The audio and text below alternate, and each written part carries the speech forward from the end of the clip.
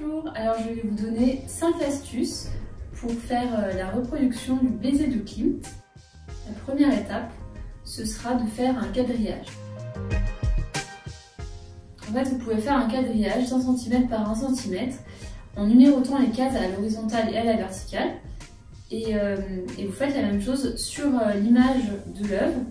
Vous prenez le papier tout simplement et comme ça vous pourrez reporter les formes pour garder les bonnes proportions.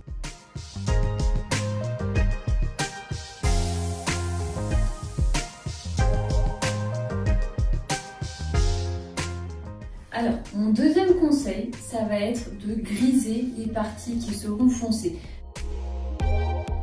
Que vous travaillez à la peinture à l'huile ou à l'acrylique, ça va vraiment vous faire gagner du temps.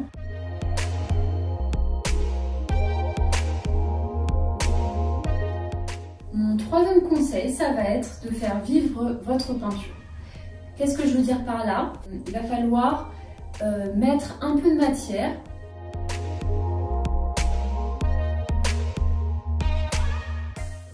Essayer de jouer sur les nuances de ton.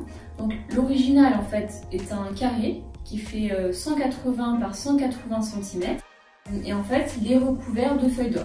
Pour ceux qui le feront avec la feuille d'or, ils pourront par-dessus peut-être donner des nuances, mais sinon il va falloir faire pas mal de différentes tonalités pour faire ressortir le tout.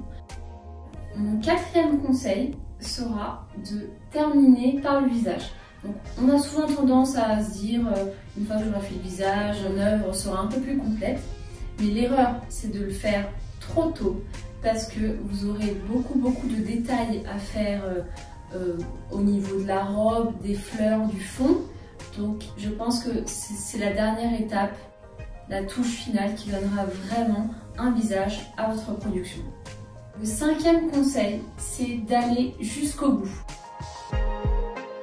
Il faut prendre conscience que c'est une reproduction méticuleuse. Il ne faut pas s'attendre à ce que ce soit parfait. C'est très important. Quand on fait une reproduction, il faut aller jusqu'au bout. Vous pouvez choisir le niveau de détail que vous faites, entre guillemets. Vous n'êtes pas obligé d'aller très loin ou au maximum du niveau de détail, parce que sinon c'est interminable. Mais voilà, il faut terminer. Et à la fin, vraiment le plus important, c'est d'être fier de vous. Ce sera une œuvre à part entière finalement.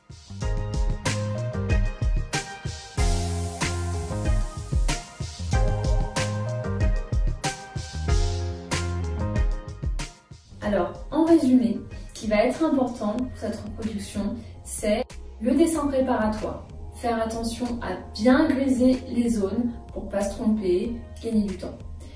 Faire vivre sa peinture en apportant des nuances de couleurs. Je vous mets en description mes couleurs, mon matériel, comme ça vous pouvez voir. Ensuite, ce sera de ne pas vous décourager en faisant le visage en premier. Le dernier conseil, c'est d'aller jusqu'au bout et vous serez fiers de vous. Merci d'avoir regardé cette vidéo.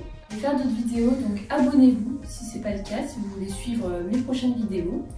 Voilà, j'espère que ça vous a aidé à reproduire le Klimt. Et puis, si ça vous a plu, mettez un like. À bientôt!